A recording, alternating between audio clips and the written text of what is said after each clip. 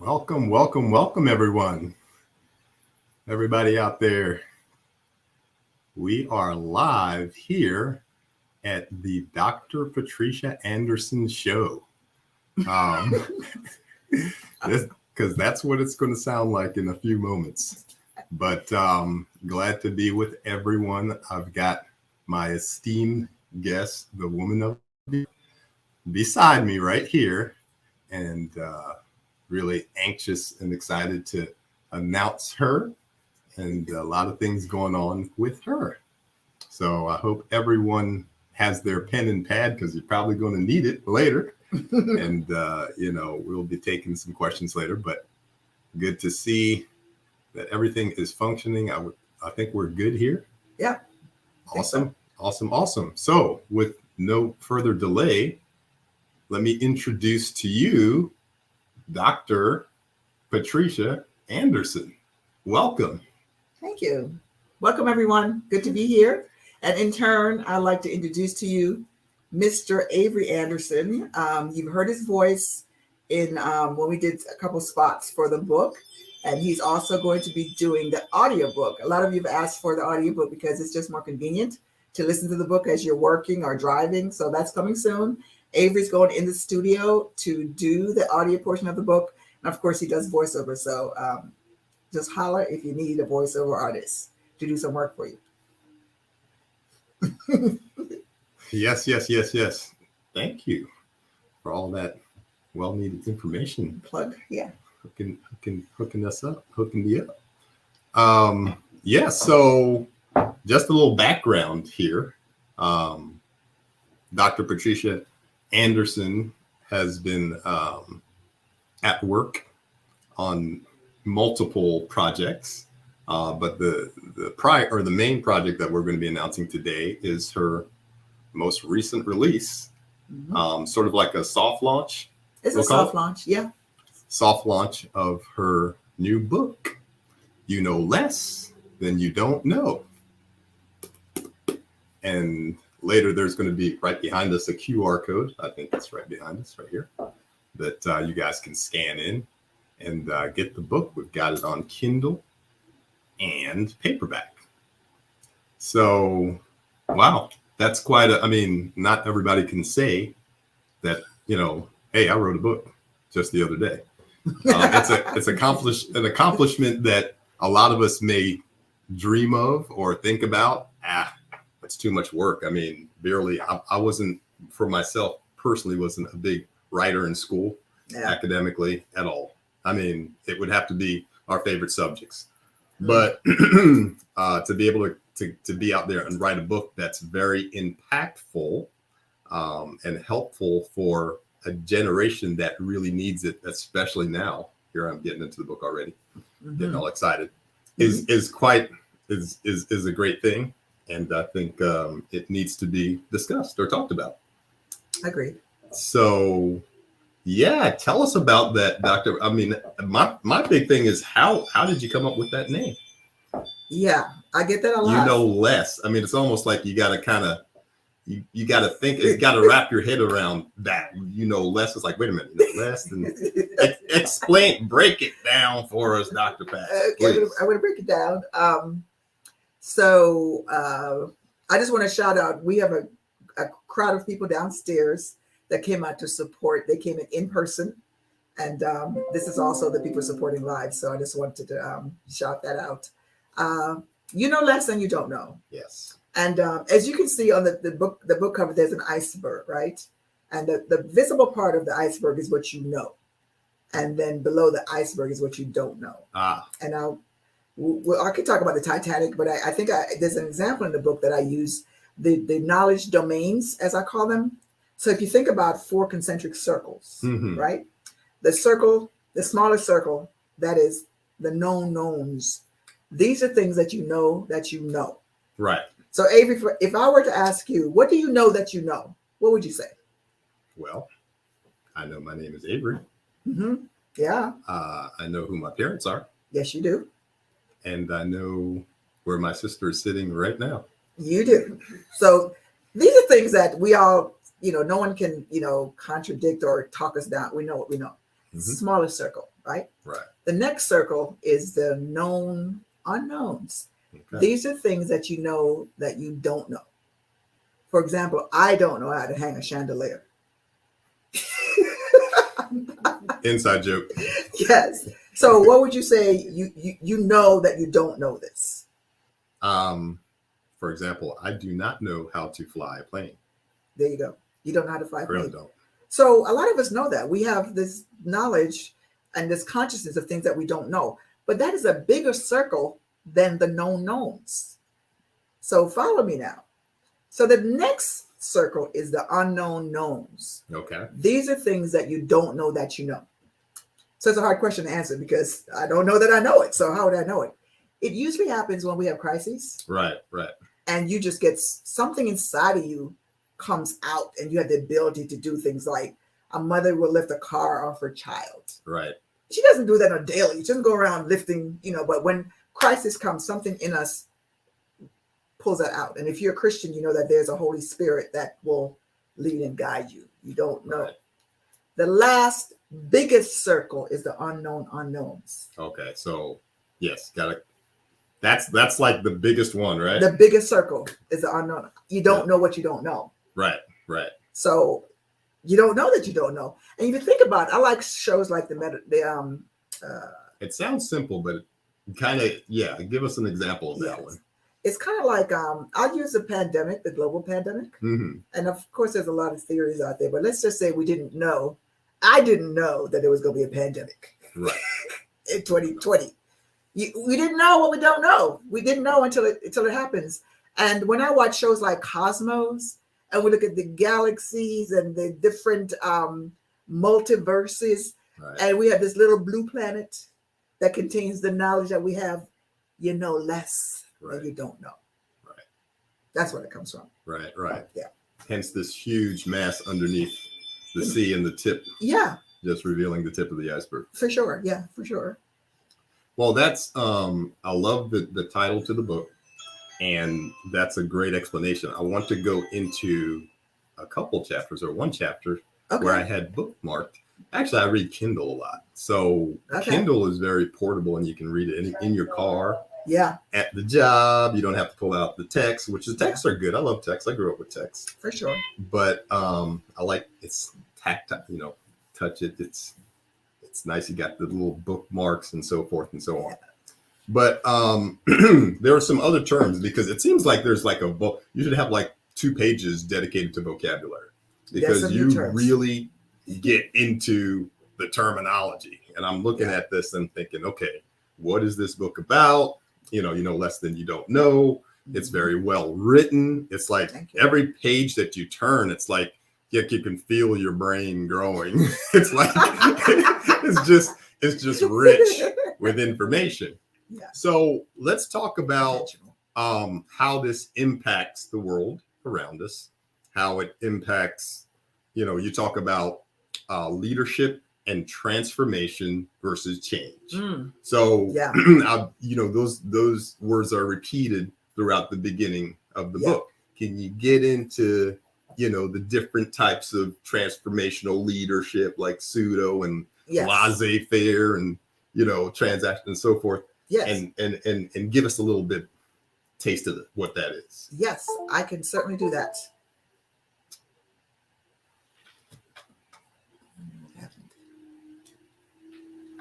Are we still live now? The road is frozen on here. This thing it's okay. It's coming back. Should be over here. There we go. But we're frozen. Is it still frozen? Yeah, let me go up and come. It says Chrome is not responding. Mm-hmm. Why?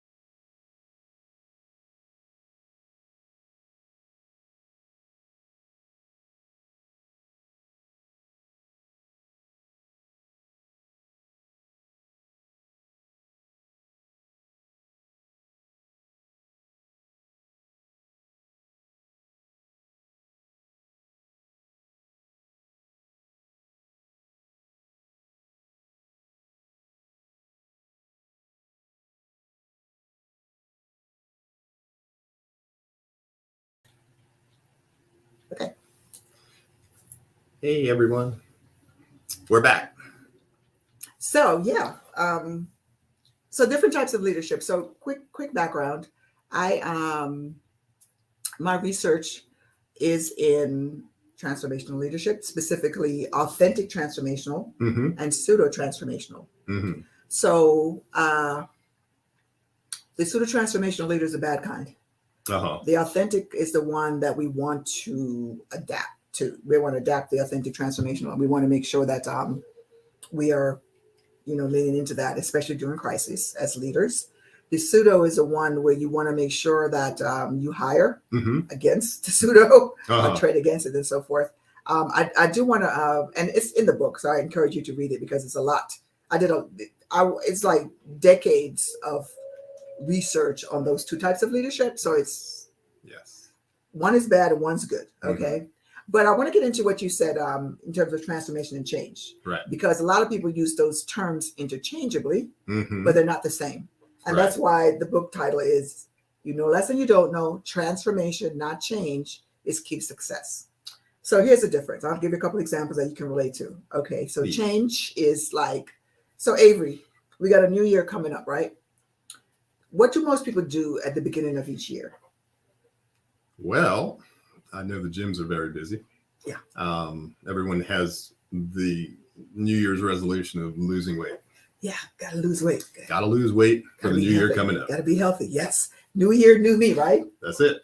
What happens in about a couple weeks, couple months? What happens? Yeah, I guess all the enthusiasm fizzles. Yeah, it does. That's it fizzles. And Yeah. you know why? Because it was a change. A change is a pivot. mm-hmm. A change is based on activity. You're doing things. It's a mental assent only. It's like, I'm looking at a picture of myself from 10 years ago. Mm. I like what I see, looking at the past. Mm-hmm. And I want to now look like that picture. Mm-hmm. Right? Mm-hmm. Mm-hmm. Transformation, before you do anything, transformation starts with your mind. Uh-huh. Your mind has to arrive first. So you've got to shift your mind and your belief system into wellness. Right. So you're embracing the whole totality of being well, or what leadership entails. Not just it's like eye service. Let me do things, Mm-hmm. but it's just a pivot. Right. And I'll give you another example. During the pandemic, it was beautiful to see people. Mm-hmm. We're all joined together. We were one human race during the pandemic. And we're like, we saw each other. Mm-hmm. We saw each other. You're a human being. We're all faced with this. And then when the ban was lifted, we all did the pandemic pivot. We're doing things sometimes worse than what we did before the pandemic because it wasn't a transformation. Mm-hmm. It was simply you just mental assent, temporary, and it was based on actions. Again, your mind has to arrive first. So that's why we want transformation, because transformation is incremental and you're moving into better and better future states. Uh-huh. So, and change is just very, very temporary. Huh. Okay, so you really drilled down in terms of the transformation and change, and the thing going on in my mind was, mind over matter.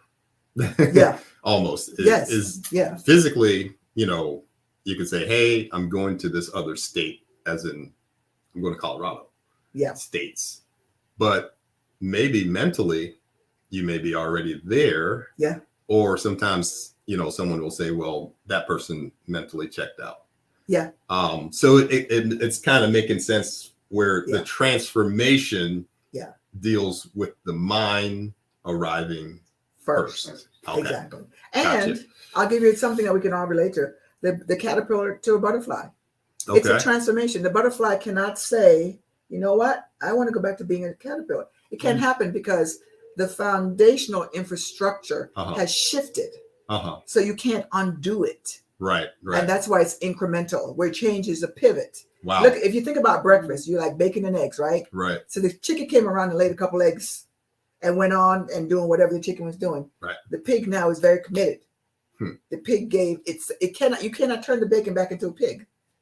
Sorry. I'd like to see that trick, but I don't think. But it's that serious. And that's why we got to pursue transformation, especially as leadership, because an authentic transformational leader now Mm-hmm. is accountable Mm-hmm. to whatever the purpose or the goal is or the mission.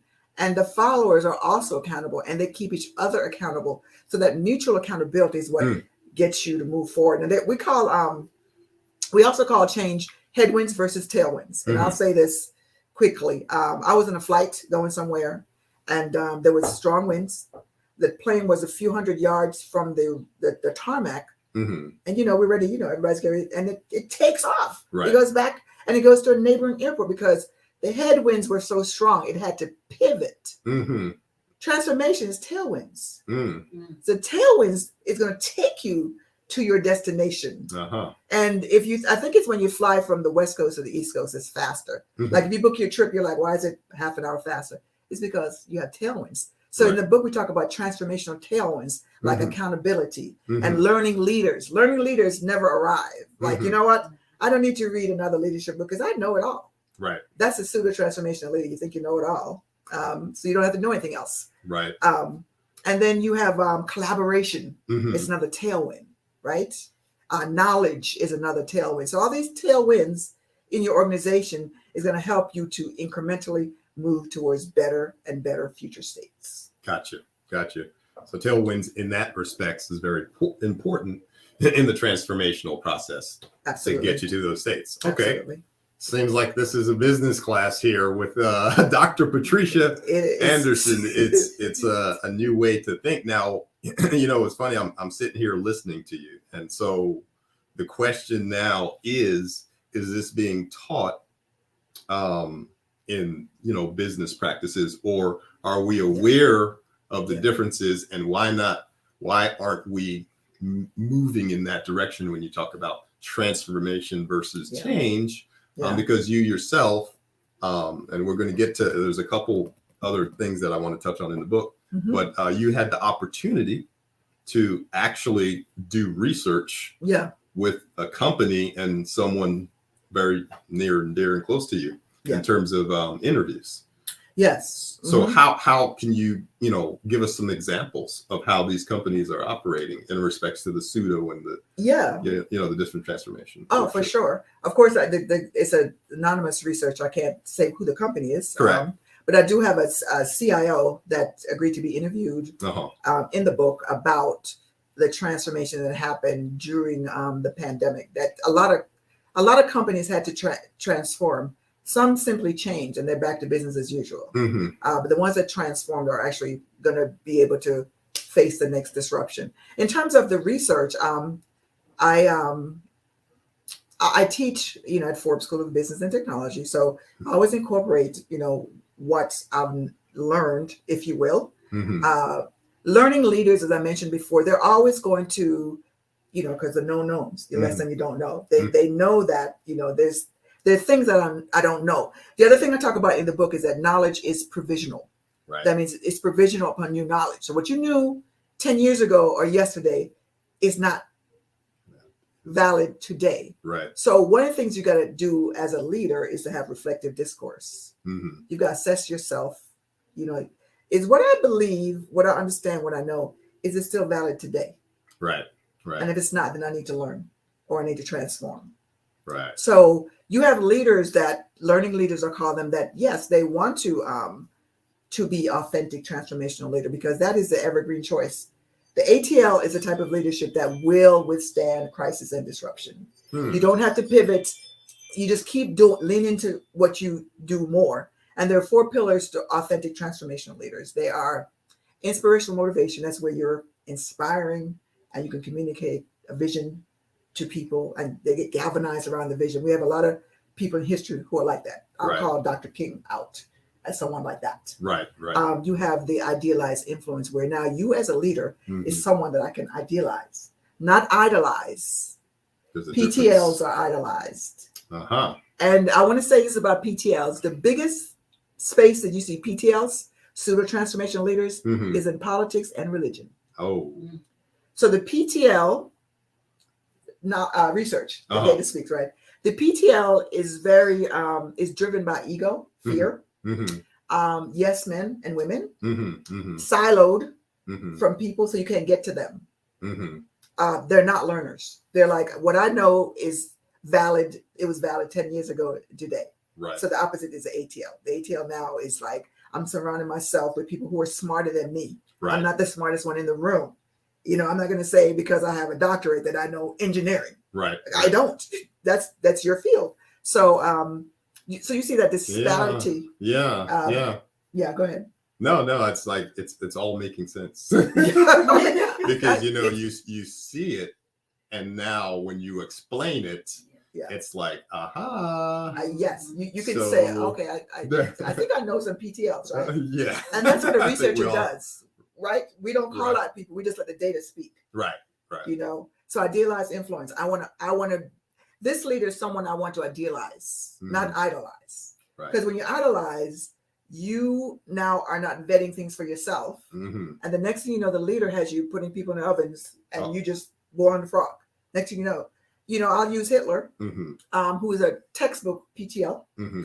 He did not say at the beginning, you know what, followers, we're going to one day be burning people in ovens. Right. He started out with a very well-reasoned type of argument. Mm-hmm. Let's make Germany a superpower, an economic superpower, if you will. Mm-hmm. Let's pay back our debts from the war and what have you, right? And then the power and the ego and the lack of accountability Mm-hmm. and people not vetting things. Next thing you know, they're doing things that are unseeming, because if you don't check a PTL Mhm. and the behaviors outlined in the book, Right. there's a lot of fear that drives a PTL.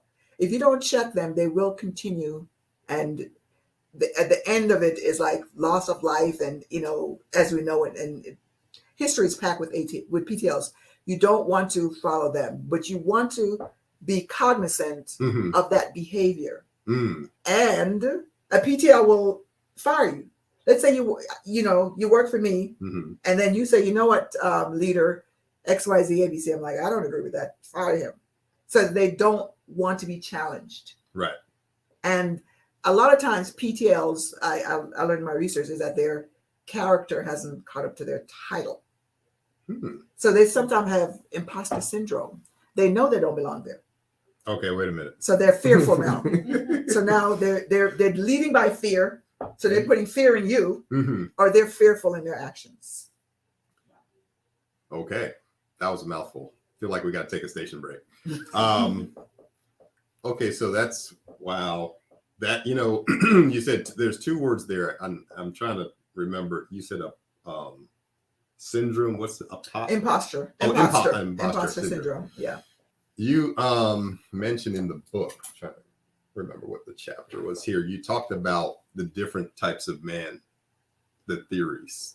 Oh, the great man theory. The great Yeah. man theory. Yeah, the different theories. Yeah. And based on what you were just saying in terms of pseudo transformational Yeah. and describing them and going back in history, I'm thinking in my mind, there's certain dictators and people in power Yeah. that exhibit all those Yeah. characteristics. Yes. And the part where you said no one's putting accountability, There's no accountability. structures they around them resist to it. check them to say, hey, if you keep going in this direction. Yeah. So what, in terms of how things, you have model companies, I'm sure. I know Chick-fil-A is, I always think is when it comes to business, Mm-hmm.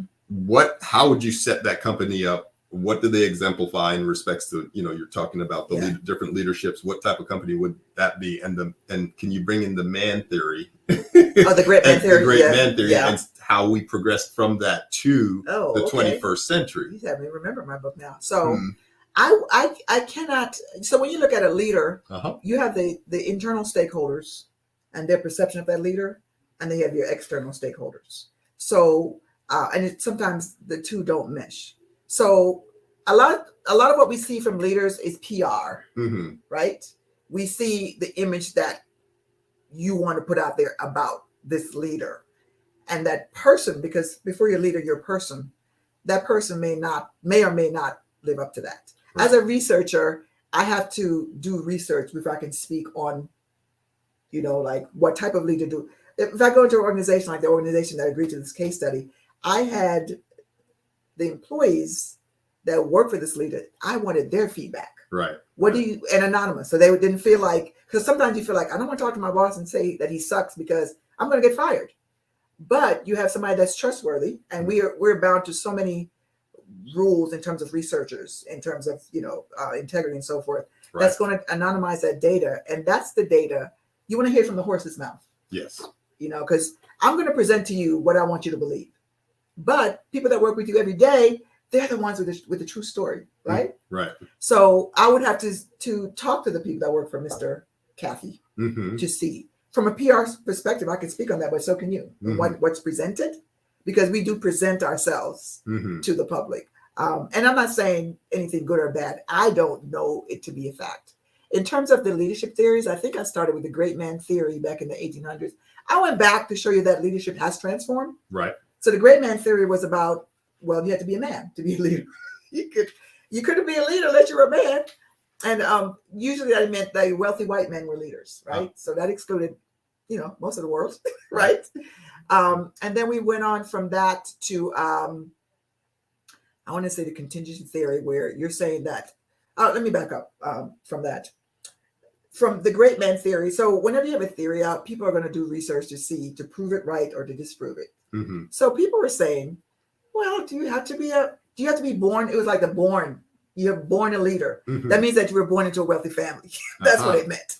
I was about to say, so wealth Yeah. has a lot to do with. It still does, right? Today, still, right? Uh-huh. And so the trait theory was like, that was a trait theory. Like you were just born a leader. Mm-hmm. And then people were like, well, no, it could be cultivated. You can learn to be a leader. Right. So that's the next theory came, that you can learn to be a leader. Mm-hmm. So, and then there was this theory called the contingency theory that meant that if you put a leader in the right environment, then they were going to function at their fullest. And that goes for anybody. So I say there's no bad employees. You just got to put them in a position where they're challenged, Mm-hmm. remunerated. So let's make sure we pay people. Mm-hmm. And then you see them flourishing. And this bad employee is no longer a bad employee because they're in the right environment. So we went down to the transformational theory, which is what my research is largely based on, where they talked about the authentic transformational leader. Then it was expanded to include the pseudo transformational leader. What I do want to say is that the ATL Mm-hmm. and the PTL Mhm. start off exactly the same way. Mm-hmm. So you can't tell the difference. Mm-hmm. Mm-hmm. What you got to do is walk it out, play till the end, because the ATL will walk the talk. Uh-huh. The PTL will talk the talk. Ah. So sooner or later, the PTL is going to turn left. Wow. But their mission and motive is to galvanize you about some idea, like Jim Jones. Mm-hmm. He was the voice of the people that were like the I think it was minorities, Mm-hmm. civil rights. Back in the 60s, like, yes, someone standing up for us. Yeah, this is great. All right. And then next thing you know, they're drinking Kool-Aid. And Kind of cultish. how did that happen? Mm-hmm. And it's very cultish, Yeah. that PTL, because the leader is very insulated, Mm-hmm.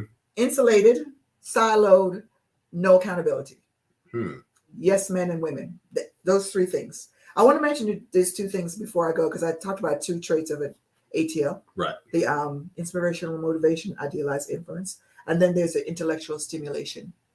That's where you are intellectually stimulating your followers to fail forward fast. Hmm. Like, here, try this. A lot of companies, what they're doing is they're doing like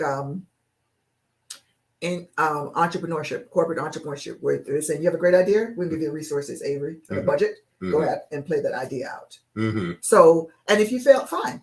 Let's figure something else out. It's not like, make sure you don't fail.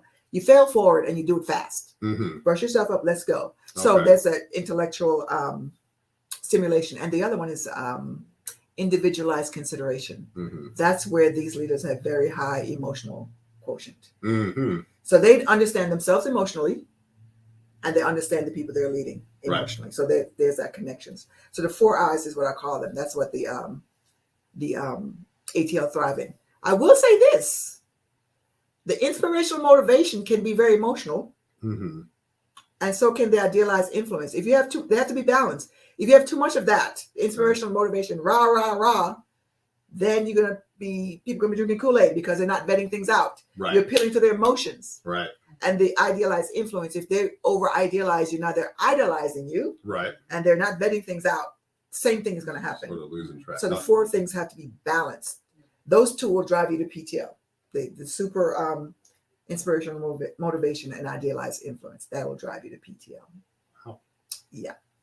Gotcha. Again, another large amount of data and information to crunch through. But I think the more you talked about, the different types of leadership, the more I begin to understand how these companies or, these leaders, characterize themselves. So one could be a dangerous road. The other one could be a more successful road. But, there was a couple things, just one more thing before we go, that I needed to address. I read it in the book, of course, and I just wanted to read that statement to you. Okay, and cool. You can expound on it. But it's one of those things that's very simple, but yet it sounds like it's more to it than that. But you said transformation is not a one and done. Yeah. So yes, to be successful, what do you have to continually do? Yeah. So it's to get to that level. It's continual, those tailwinds, right? Learning, knowledge, collaboration. You're continually moving through those knowledge domains. And you're not, because change is one and done. I've done it and it's over. Right. Okay. The transformation is that you continue to move forward. You're learning more and you're incorporating that knowledge into how you move. Right. And you're collaborating more. And that collaboration now is going to generate more knowledge and knowledge as an asset a lot of companies have a lot of knowledge. And when when people leave, the knowledge walks out the door.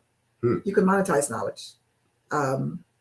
It's an asset, but a lot of times companies don't know how to harness that knowledge. Money on the table. I think that with the great resignation that we've had, where it's now a buyer's market in terms of employment, they're learning that it's more about a partnership with the employee, with the talent, and not just, I'm hiring you, you work for me. We're working together. And then there's a chapter on DEIA where the whole person shows up to work. You got and HR now is charged with, now we got to deal with the entire person. It's not just Johnny Smith that is the IT person.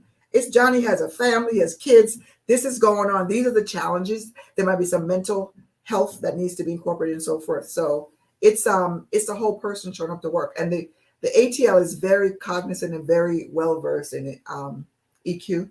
So they're able to manage that landscape better than their counterparts. I like that part where the whole person is showing up to work, and your job cares about that. Yes.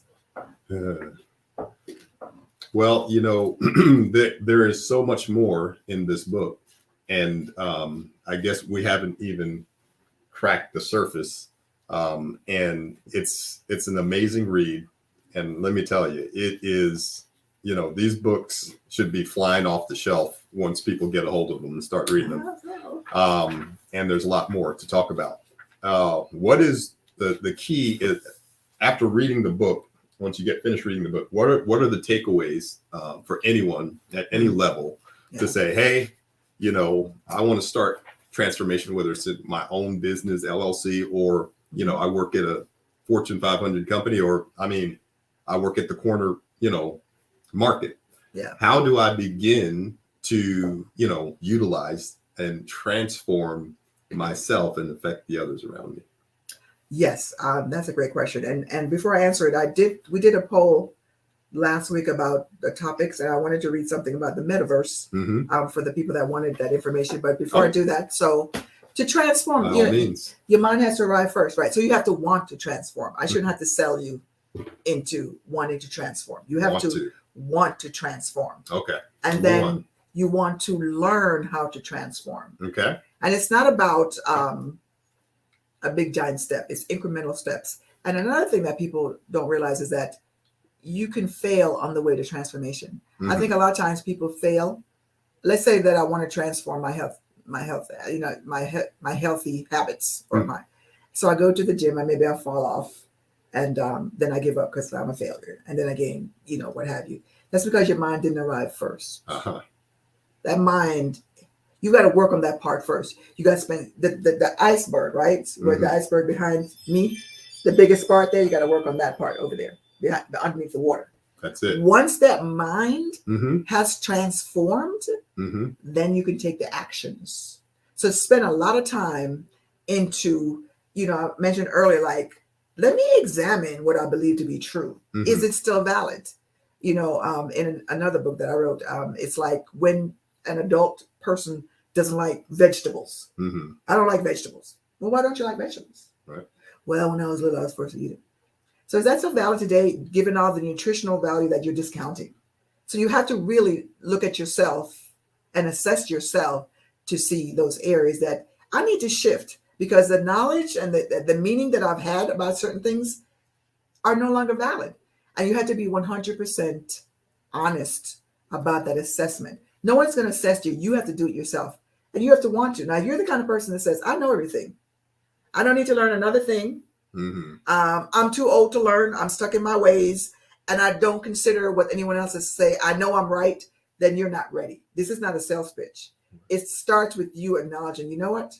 I need to transform. And I don't need to transform everything in this area. Mm-hmm. Like maybe I need to have a better work-life balance. Mm-hmm.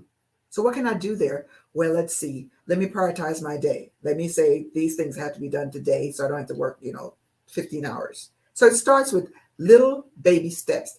It's like going to the gym, right? You don't go there and start lifting, you start and then you increment and you increment and you increment, and you never go back because you're incremented at a very steady pace. And then you have this structure to support it. Right. Right.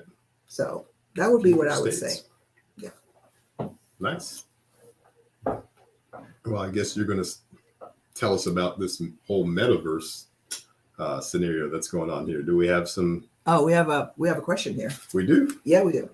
Let's take a look here. This is Kathleen Peesh.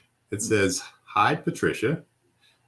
How do we handle situations where the leadership is constantly changing? Each new leader comes in with different personalities, values, and strategies. Is stability in leadership a valued asset? And do I have to transform myself each time to be able to handle the changing leadership styles?" Wow, that's a lot to unpack there, right? Mm-hmm. So one thing I do want to say to people, and we all went through this pandemic together as a human race, your mental health is priority 1, 2, and 3. Not just 1, but 1, 2, and 3. So everything else falls below that. So whatever situation that you're in, care for yourself so that your mental health is okay. I don't care if you're in a situation at a company, at the gym, in the supermarket, in your home, take care of your mental health. I want to say that. It's not the leader's responsibility for your mental health, right? It's yours. I want to say that. So you have that responsibility. Right. So the first question was, the leadership is constantly changing. So what happens with that is, because I do change management as well, is that people have change fatigue. When you have a lot of successive changes, people get frustrated, they're tired, they're burnt out, they're discouraged, they don't know what to do. Right. A lot of times when you see leadership changing is because there's something fundamentally amiss in the organization. So they're putting in different players to say, what can you do here? Right. This didn't work. Okay, well, you're in. And what's happening is that the fundamental issue is not being addressed. Yeah, that's so true. Now you got to change the players all the time. It's not, you change the game, not the players. You got to change the game, right? Right. So it means that there's something fundamental that's not being addressed. Now, one of the things I talk about in the book is emotional ROI versus economic ROI. Companies are in business to make money. Everybody knows that. Right. However, I like what Sir Richard Branson said, that you take care of your employees and your employees will take care of your customers. A lot of companies put customer first. That's not the way to go. That's not the ATL way. Employees, if your employees are not taken care of, how on earth can your customers be taken care of? So you got to see about them. How do they feel? How do you feel? Like Kathleen said, how do you feel about the leadership changing all the time? Are you getting feedback from them to see how they're feeling? Or are we just grinding forward? So there's something fundamental that needs to be addressed that has not been addressed. Mhm. And that's why all these leaders are coming in and it's not being fixed because you can't fix what you don't address. Right. So I would say that part is stability in leadership a valued asset? Absolutely. You have absolutely stability. And that's what the ATL brings to the table. They bring that stability. They bring that Richard Branson again said that you should treat your employees well enough and train them well enough that they can leave if they want to, but they won't. You treat them well, pay them well, they can leave. You train them, you know, they can leave, but they don't want to because this environment, the whole person is thriving. So stability is definitely an asset. So at certain times there are shakeups in business where the leadership changes a lot, but if it's changing so much where you haven't change fatigue and you kind of like just spinning your wheels as a worker because you don't know when is this person going out? Right. You know, is it another leadership around the corner that needs to stabilize? And a lot of times, to your question, do you have to transform?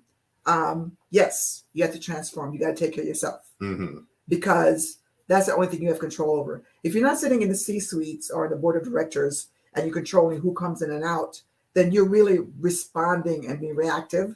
So you have to now say, okay, let me lean into self-care. You know, if I'm being frustrated, burnt out, jaded about all this stuff that's going on, what can I do to manage my emotions and my well-being in the face of all that? You got to take a step back and do that.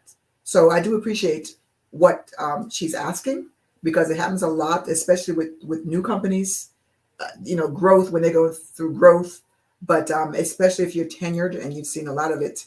That's why a lot of times you go to companies, you see somebody that's been there a long time, they're jaded, right? Right. And they're looking at you like you're all fresh and bushy-eyed and bright-eyed and bushy-tailed, like, yeah, okay, your day's coming. Let's see how long you stay that way. Yeah, so that's not, but you have companies that are not like that, right? Where they just thrive. So we got to look at companies like that and see, what are you doing? What is it that you're doing as a learning leader? What are you doing that's making your employees so happy so I can adopt those things? But I say, take care of yourself. I'll say that all the time. Priority 1, 2, and 3 is take care of yourself. Don't rely on a leader or someone else to take care of you. Take care of yourself.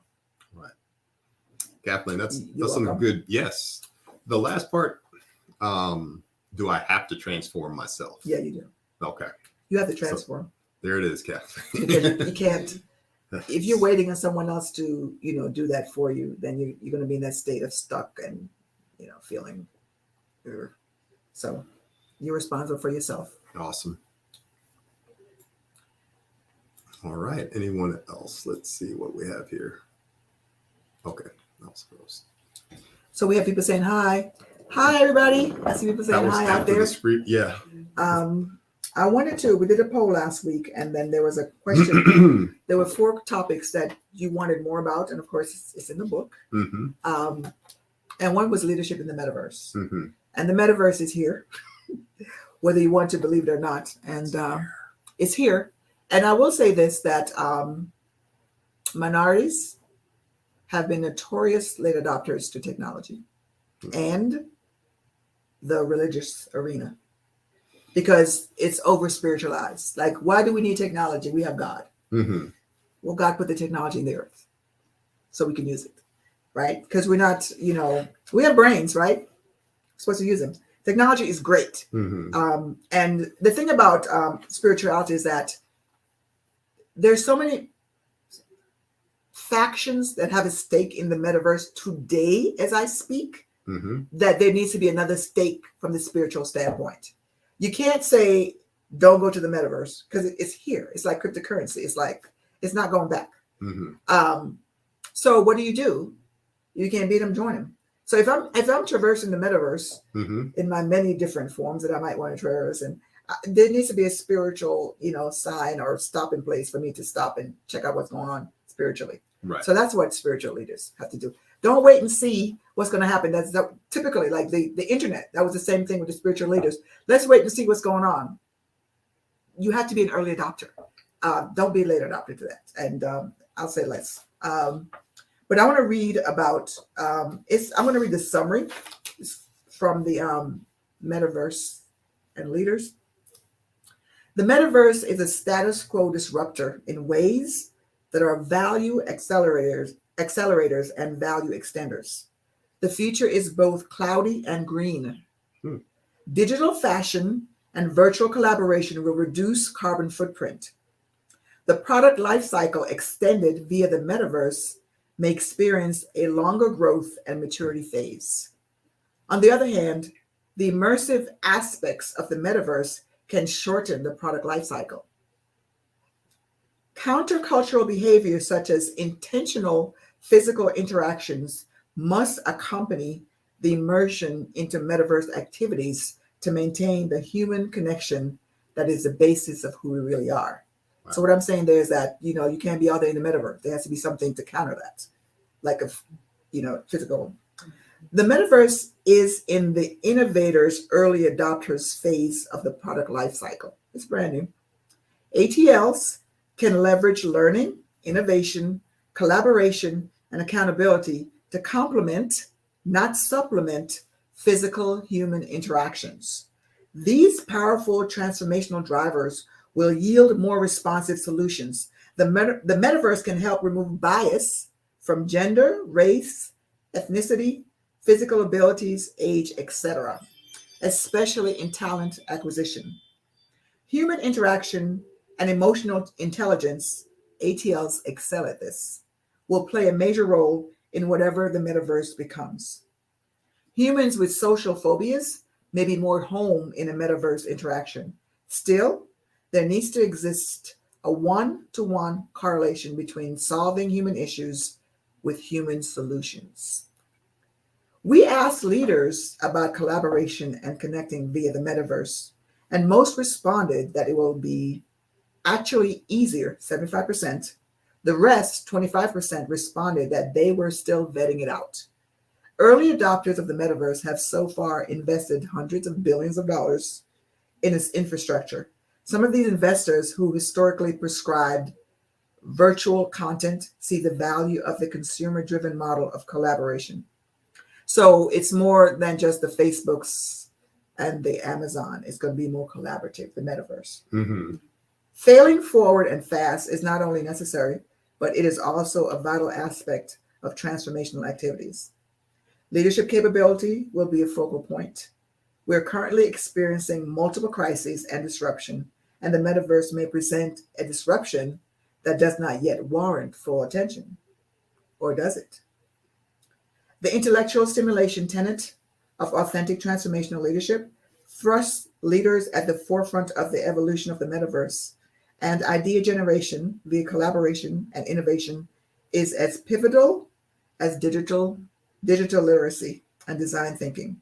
This aspect of leadership is what ensures the organization, its purpose, products, and services are evergreen.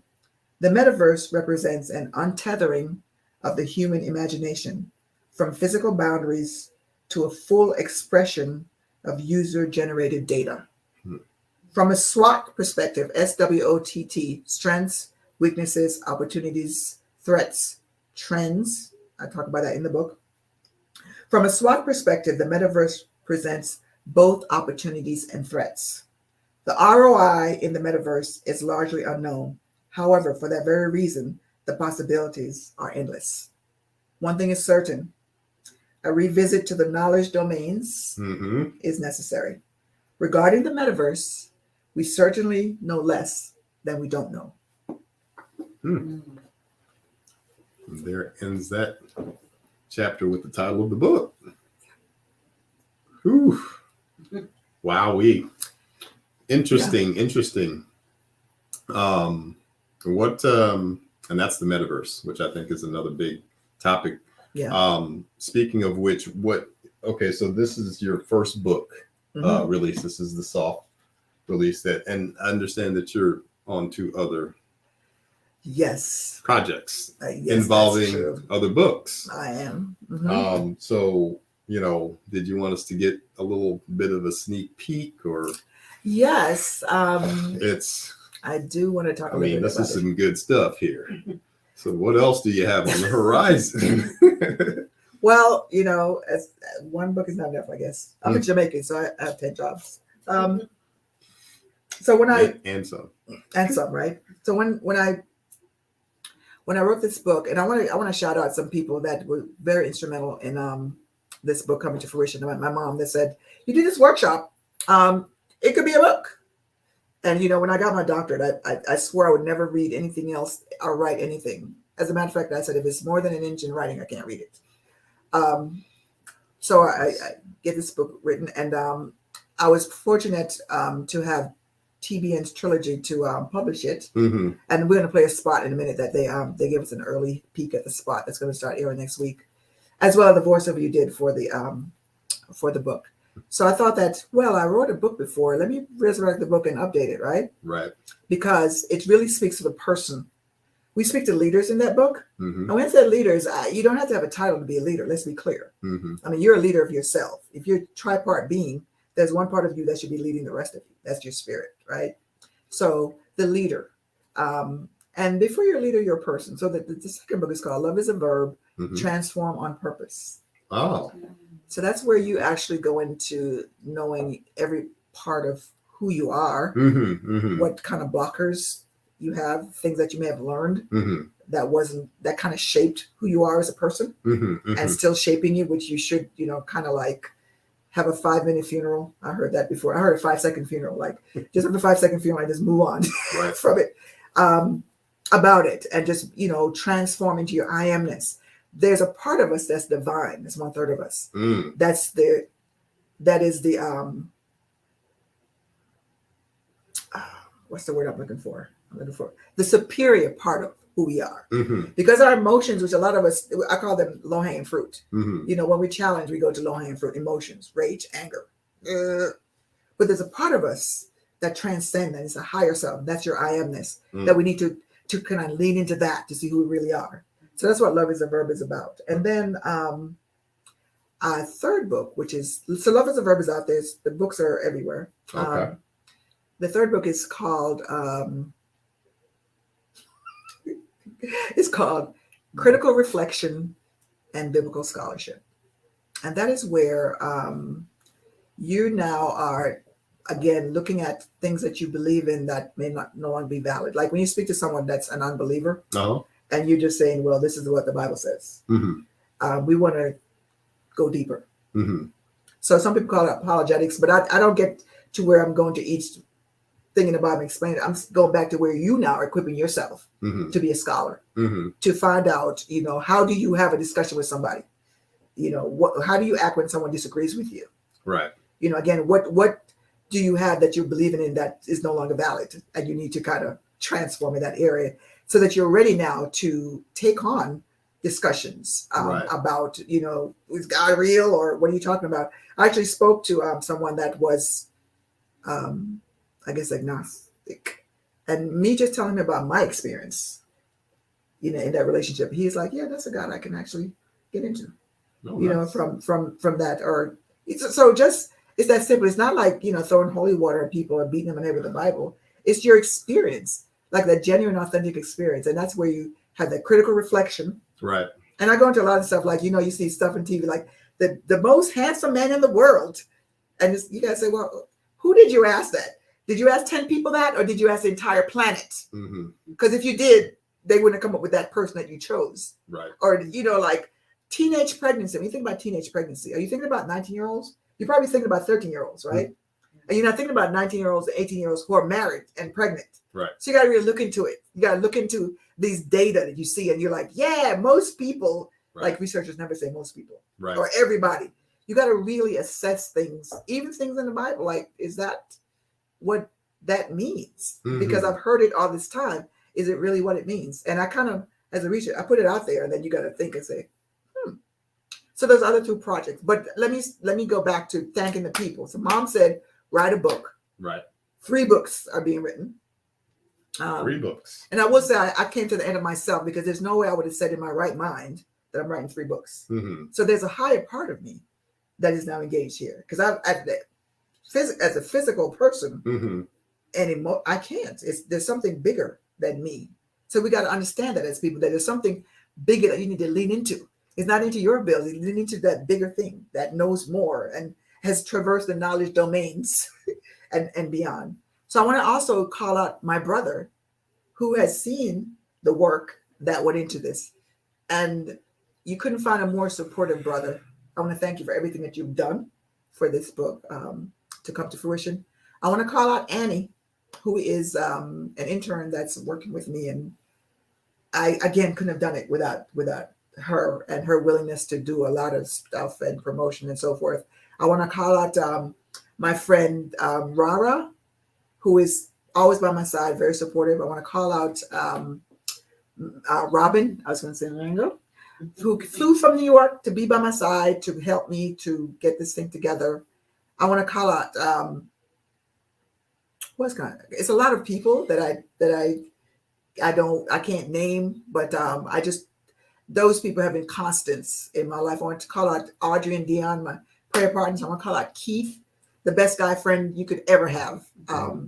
It's smart, funny. Just, I want to call out everybody that's downstairs. We're waiting to go downstairs and have some really good Caribbean cuisine. Can't wait to go down there and partake of that. But everybody, I want to thank you for supporting me, for encouraging me, for praying for me, and I really, really, really appreciate it. And I hope that I'm helpful in what I've written.